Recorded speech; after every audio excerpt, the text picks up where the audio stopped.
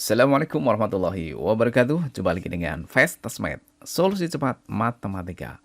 Sahabat Fastesmate, kali ini kita akan membahas materi matematika kelas 8 diambil dari buku dari Kemdikbud ya. Bab 3 yaitu tentang relasi dan fungsi. Pada bagian yang pertama kita akan memahami relasi. Ya, bisakah kalian memahami bagian silsilah keluarga berikut? Ya, silsilahnya seperti ini. Maksudnya bagaimana? Ya, berarti yang atas sendiri ini adalah ada orang ya, Bapak Maduri dan Ibu Marhawi. Kemudian ada tanda panah seperti ini. Ini menunjukkan apanya?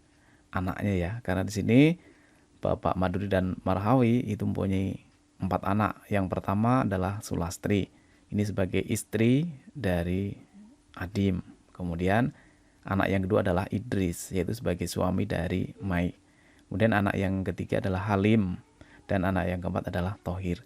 Nah, dari masing-masing anak ini mempunyai anak lagi, ya, atau cucunya dari Bapak Maduri dan Marhawi. Ya, untuk yang pertama, Adim dan Sulastri ini mempunyai anak namanya Wafi. Kemudian yang kedua, Idris dan Mai mempunyai anak 3, Faisal, Alu, dan Rizki. Kemudian anak yang ketiga dari Bapak Maduri dan Marhawi yaitu Halim itu mempunyai 2 anak, yaitu Alvin dan Najwa, dan selanjutnya Tohir itu mempunyai anak Suci. Ini adalah bagan silsilah keluarga. Gambar 3.1 menunjukkan silsilah keluarga Bapak Maduri dan Ibu Marhawi. Sudah jelas ya. Tanda panah menunjukkan hubungan mempunyai anak. Jadi tanda panahnya itu adalah mempunyai anak. 4 anak Pak Maduri dan Bu Marhawi adalah Sulastri, Idris, Halim, dan Tohir, gitu ya.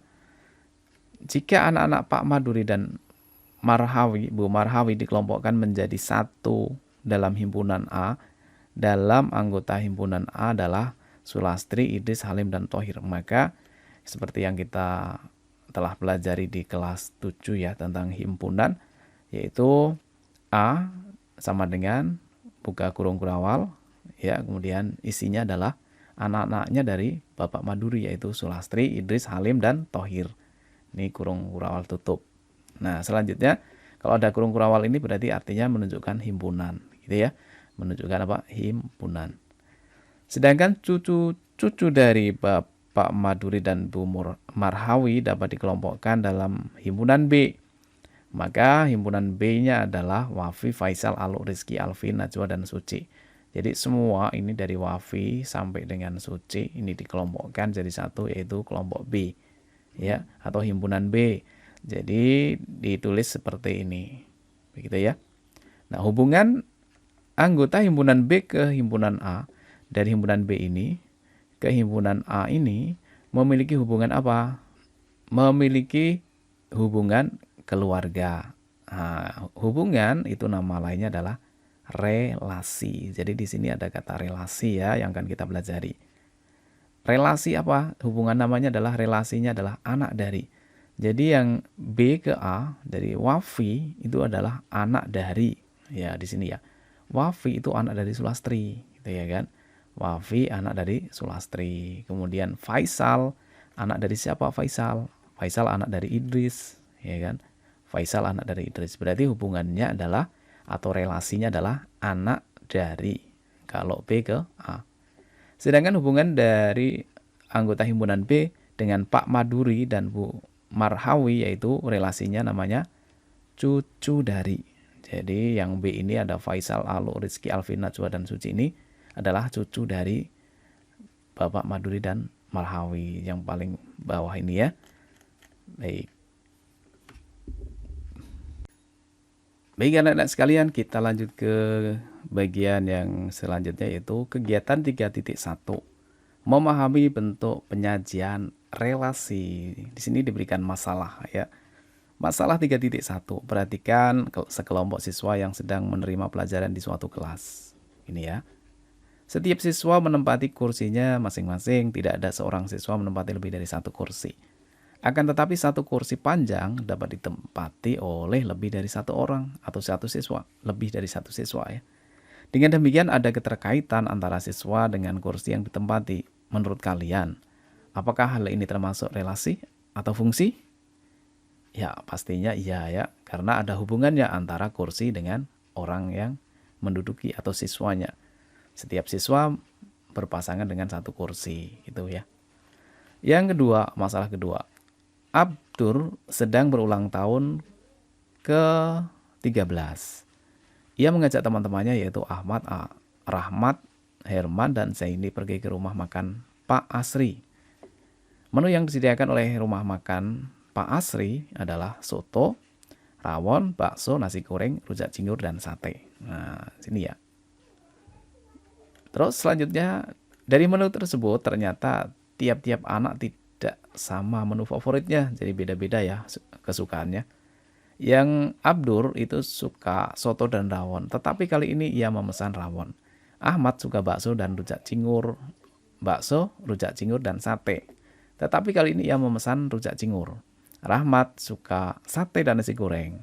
Tetapi makanan yang dipesannya adalah nasi goreng. Herman memesan bakso walaupun sebenarnya ia suka bakso, soto dan rawon.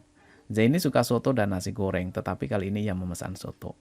Bentuk hubungan apa sajakah yang dapat dibuat? Bagaimana cara mengetahui dengan pasti bentuk hubungan tersebut? Ya, tentu kalian sudah bisa membayangkan ya bagaimana hubungannya. Pastinya Abdur ke rawon atau Abdur ke soto dan rawon gitu ya. Jadi hubungannya adalah makanan kesukaan gitu kan. Atau bisa jadi makanan yang dipesan. Jadi ada dua ya, ada suka, ada pesan. Jadi ada dua. Bisa dibuat menjadi dua relasi. Yang pertama relasinya adalah suka, ya. Kemudian yang kedua relasinya adalah pesan.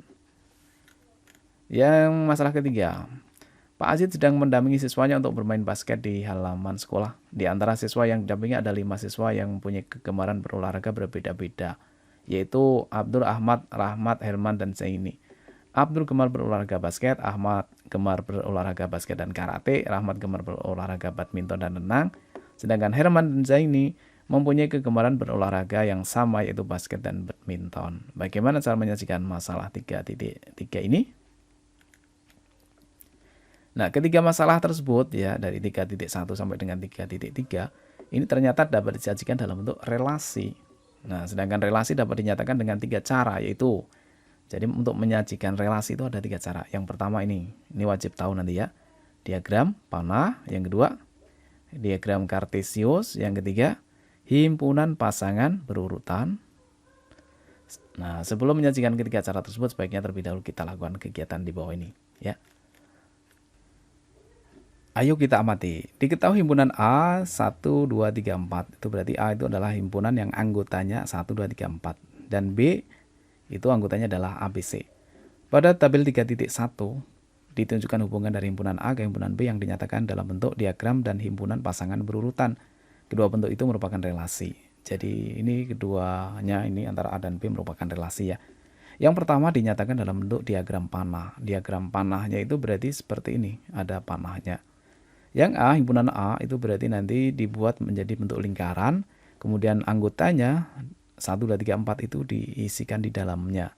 Ya, ini adalah himpunan A, kemudian himpunan B itu adalah ABC isinya, atau anggotanya atau elemennya adalah ABC. Ditulis di dalam lingkaran yang bagian B. Kemudian karena ini ada relasi ya, jadi kalau misalkan di sini ada panahnya, berarti menunjukkan bahwa 1 itu berelasi dengan A. Kalau ditulis dalam himpunan pasangan berurutan jadinya adalah buka kurung kurawal ya, kemudian dalam kurung 1, A, jadi 1 ke A berarti 1, A berarti yang ini 2, A ya kan. Kemudian yang ketiga 3, A, yang keempat 4, A. Begitu juga dengan selanjutnya ya, seperti itu terus ya. Jadi 1, apa yang ini 1, A. Ini adalah diagram panah, kemudian yang ini adalah himpunan pasangan berurutan. Ini himpunan itu ditandai dengan tanda kurung kurawal ini ya, ini himpunan. Kalau tanda panah berarti ada panahnya, diagram panah. Di sini diagram panah itu kan ada tanda panahnya. Himpunan pasangan berurutan ada kurung kurawal, buka dan tutup pastinya ya. Kemudian isinya berarti ini adalah karena panahnya ke A berarti jadinya 1, A, kemudian yang kedua 1, B, yang ketiga adalah 1, C. Begitu seterusnya sampai terakhir ya. Baik, kita lanjut saja dengan yang sedikit informasi ini ya. Marilah kita perhatikan cara-cara menyajikan relasi yang biasa digunakan dalam matematika. Hasil pengambilan data mengenai pelajaran yang disukai oleh 5 siswa kelas 8 diperoleh pada tabel berikut. Nih, ini adalah data pelajaran yang disukai siswa kelas 8. Nama siswa ini, kemudian pelajaran yang disukai. Abdul suka matematika dan IPA. Budi suka IPA, IPS, kesenian. Chandra olahraga dan keterampilan. Dini kesenian bahasa Inggris. Elok suka matematika, IPA, keterampilan. Nah, permasalahan tabel di atas dapat dinyatakan dalam diagram panah. Ya, ini tabel. Nah, dari tabel ini bisa dibuat menjadi diagram panah, diagram kartesius, dan diagram dan himpunan pasangan berurutan seperti berikut nih ya.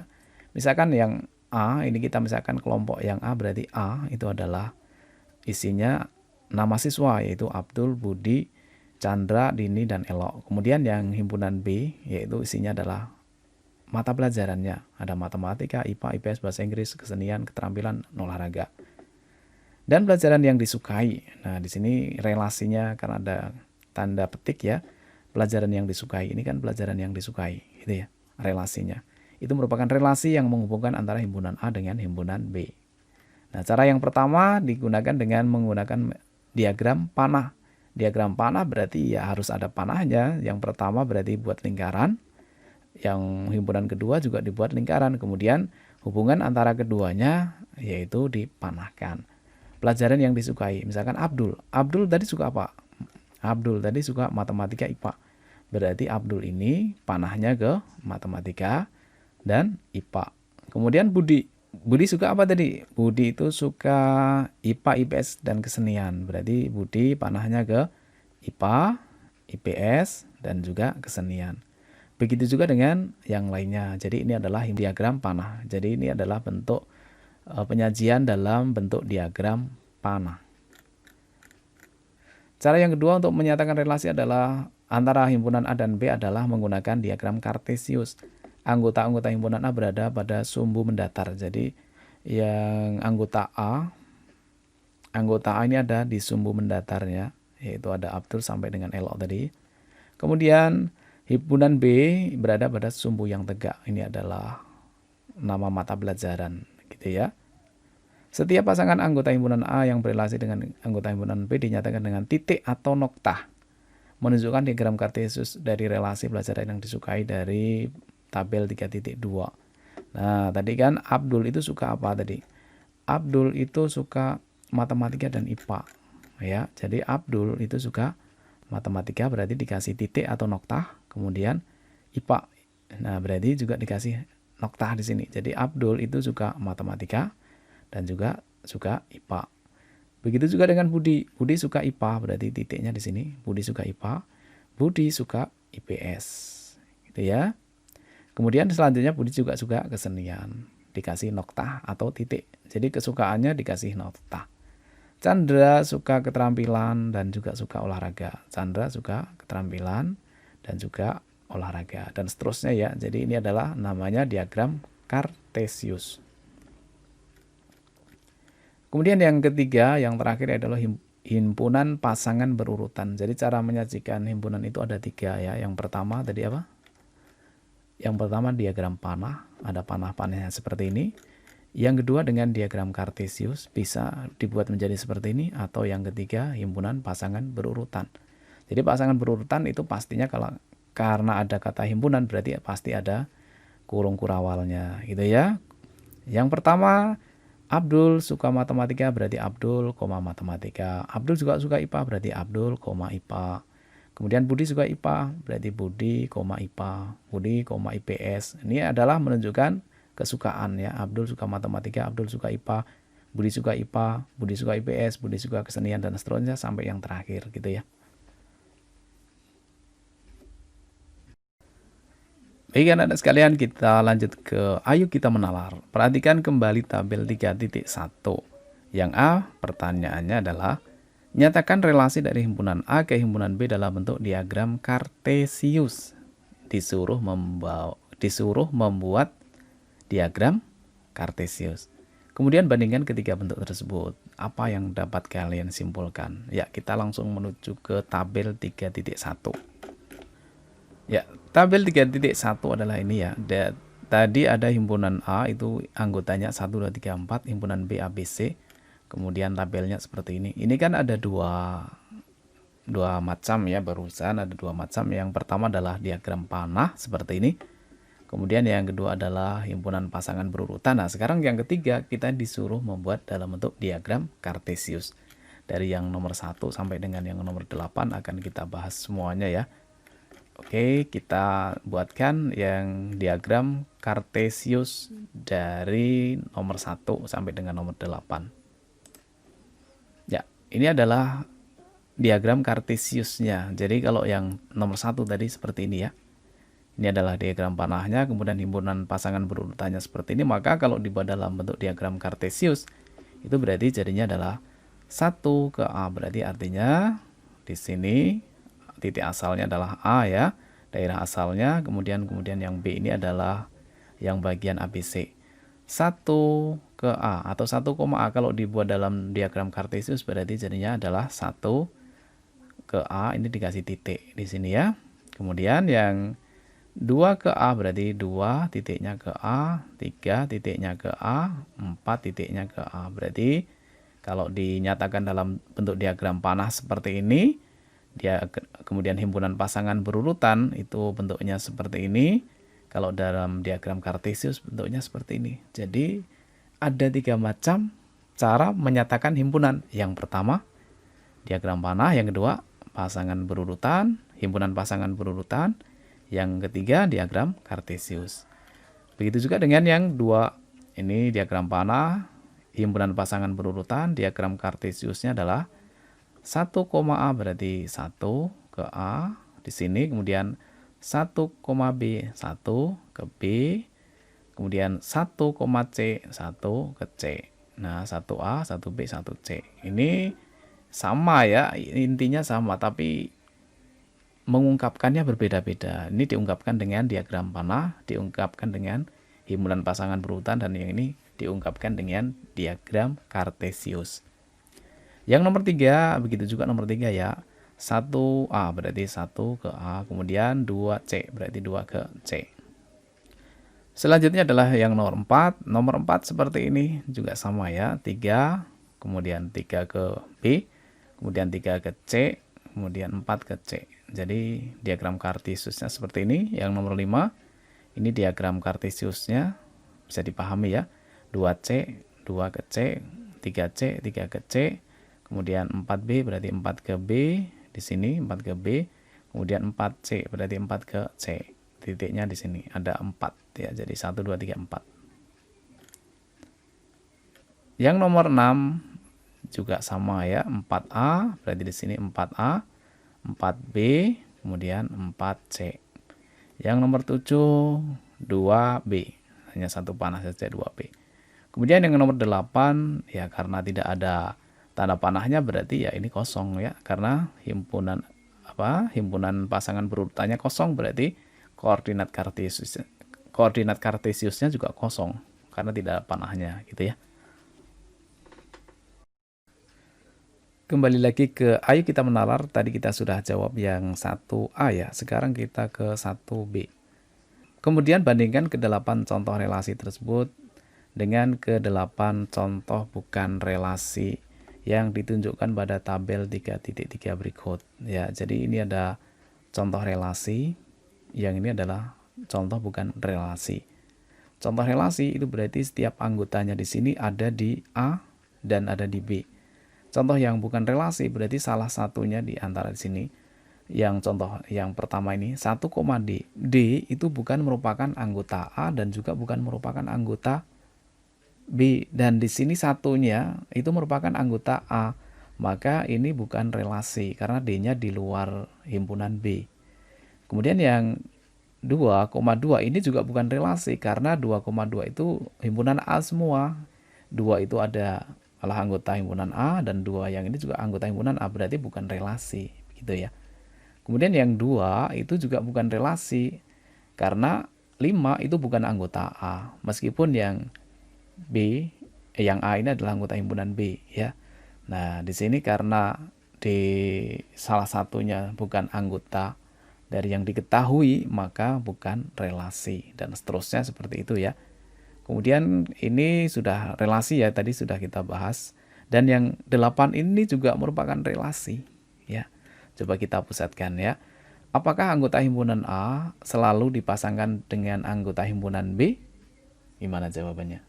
Tidak selalu ya, karena yang tadi yang 8 ini kan tidak ada panahnya kan?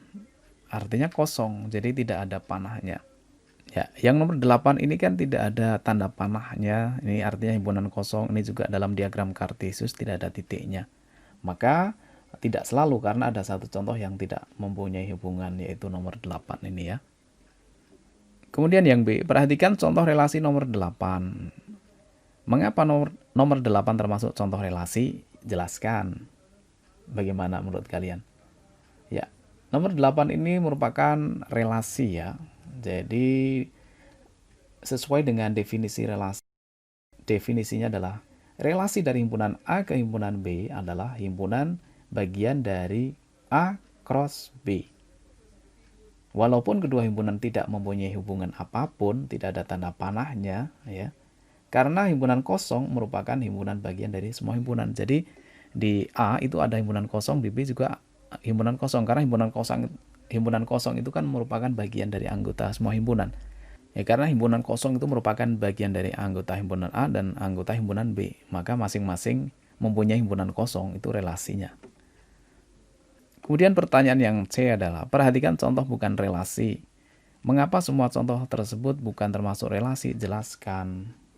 Ya, jawabannya untuk yang C adalah karena himpunan pasangan berurutan tidak berdasarkan pernyataan yang diketahui. Ya, dan pasangan anggotanya salah satunya tidak ada pada himpunan A dan himpunan B. Nah, tadi contohnya ini kan D ini tidak diketahui ya. Di himpunan A tidak ada, di himpunan B juga tidak ada. Ini salah satunya ya. Kemudian ada di himpunan itu tapi tidak memasangkan ke anggota yang ke himpunan yang lain, misalkan yang 2,2 ini. Ini kan anggota himpunan A semua, yang 2 ini anggota himpunan A, yang 2 belakang ini juga himpunan A. Berarti ini bukan relasi karena tidak bisa. Ya, relasi itu kan harus ada 2 himpunan paling tidak. Gitu ya kira-kira. Yang D, simpulkan apa yang dimaksud dengan relasi. Yuk, gimana relasi itu apa? Ya, relasi dari himpunan A ke himpunan B adalah himpunan bagian dari A cross B. Gitu ya. Setelah kalian melakukan kegiatan pengamatan tabel 3.1 dan telah mendiskusikan masalah nomor 1 di atas, coba sekarang terapkan pemahaman kalian terhadap kasus berikut. Ini untuk nomor 2 ya. Nah, di sini perhatikan ketiga diagram berikut. Ini diagram yang pertama, yang kedua, yang ketiga. Pertanyaannya, apakah ketiga diagram itu termasuk relasi? Jelaskan. Apakah relasi? Apakah yang pertama ini relasi? Iya atau bukan? Bukan ya. Kenapa? Karena ada anggota, karena ada F ini bukan anggota dari yang diketahui. Yang diketahui di sini kan angkanya 1, 2, 3, 4, 5. Itu jelas anggota himpunannya. Kemudian anggota himpunan B adalah dari A sampai E. Nah, 6, 7, dan F ini adalah di luar anggota. Karena ada anggota A yang dipasangkan dengan anggota F bukan dari anggota B. Berarti ini bukan relasi ya, tidak ada hubungannya dengan anggota B. Jadi untuk yang A yang bukan relasi itu karena ada 5 panahnya ke F. Padahal F itu bukan anggota B, itu bukan relasi. Kemudian yang kedua, yang seperti ini relasi atau bukan? Iya, relasi ya, seperti yang sudah dijelaskan tadi. Karena ada himpunan kosong, yang di A ada himpunan kosong, yang B juga himpunan kosong. Berarti relasinya karena semua himpunan punya anggota himpunan kosong. Kemudian yang ketiga itu adalah relasi atau bukan? Bisa jadi relasi ya, karena sebenarnya panahnya kan di luar anggota himpunan A dan B kan. Jadi tidak berpengaruh terhadap himpunan A dan B. Yang menyatakan relasi karena sesuai dengan yang bagian kedua, yaitu karena masing-masing mempunyai anggota himpunan kosong meskipun tidak ada panahnya. Ini juga termasuk relasi. Ya. Untuk yang ketiga ini lalu apa bedanya dengan yang pertama? Kalau yang ketiga ini kan semuanya masing-masing anggotanya ini kan semuanya di luar anggota AB. Sedangkan yang pertama itu karena salah satunya termasuk anggota A. Begini ya, berarti ini yang ini bukan relasi. Yang ini relasi karena sebenarnya yang kedua ini di luar hubungan ya. Tidak ada sangkut pautnya dengan himpunan A dan himpunan B. Kalau yang ini ada sangkut pautnya dengan himpunan A karena menyangkut dengan angka 5 ini. Begitu ya kira-kira. Jadi yang pertama adalah bukan relasi, yang kedua bisa jadi relasi, yang ketiga relasi ya. Baik anak-anak sekalian, sampai di sini dulu kita pelajaran kali ini. Kita akan lanjut lagi di pelajaran yang kedua. Ya, kita akan bahas soalnya di sini. Ayo berlatih 3.1. Itu di video selanjutnya. Kita akan bahas dari nomor 1 sampai dengan nomor terakhir ya. Kemudian kita akan lanjut lagi di video yang kedua tentang yang seperti ini. Begitu ya. Terima kasih, selamat belajar, mudah-mudahan sukses ya. Assalamualaikum warahmatullahi wabarakatuh.